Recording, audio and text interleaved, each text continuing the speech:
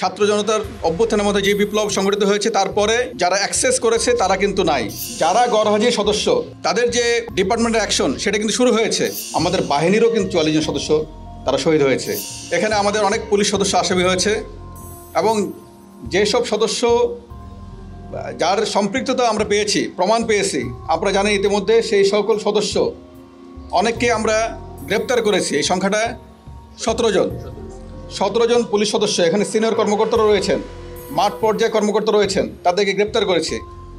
অনেক সদস্য আছে যারা মামলা আসামি হয়েছে এবং অনেকেই আছে যারা বিভিন্ন কারণে হয়তো এই কর্মস্থলে থাকছেন না, বা তারা আমাদের যে বিপ্লব, দ্বিতীয় বিপ্লব যেটাকে আমরা বলেছি, ছাত্র জনতার অভ্যুত্থানের মধ্যে যে বিপ্লব সংগঠিত হয়েছে তারপরে অনেকেই যারা অ্যাক্সেস করেছে তারা কিন্তু নাই এবং সংখ্যাটা নিতান্তই অল্প।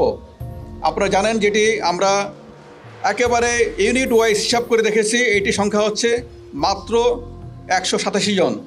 2,14,000 15,000 সংখ্যক বাহিনীর সদস্য, মানে একটা বাহিনী, সেখানে 187 জন যে কোনো সময়ে যারা বিভিন্ন কারণে গড়হাজির হতে পারে, নাম্বার 1। নাম্বার 2 হচ্ছে যারা গড়হাজির সদস্য ইতিমধ্যে তাদেরকে তাদের যে ডিপার্টমেন্টের অ্যাকশন সেটা কিন্তু শুরু হয়েছে।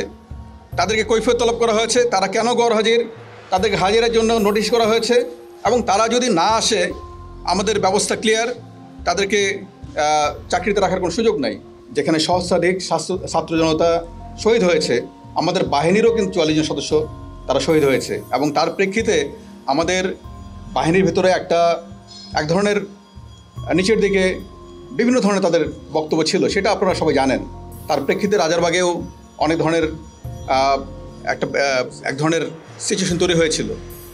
আমরা সেই জায়গা থেকে তাদের হৃত মনোবল, হারানো মনোবল, সেটা ফিরিয়ে আনার জন্য যে কার্যক্রম সেগুলি কিন্তু চলমান আছে এবং ইতিমধ্যে সবাই কাজ করছে সব জায়গায়। তার এই মনোবল ফিরিয়ে আনার বড় কাজ হচ্ছে পুরনো যারা কোনো একটা জায়গায় দীর্ঘদিন কাজ করেছে, নানা কারণে তারা ওই জায়গায় একটু কাজ করার ক্ষেত্রে কিছু বাধা বিপত্তি তৈরি হয়েছে, তাদেরকে অন্য জায়গায় সরিয়ে নতুন জনবল আমরা ওখানে দিয়েছি, এই কাজগুলি করেছি।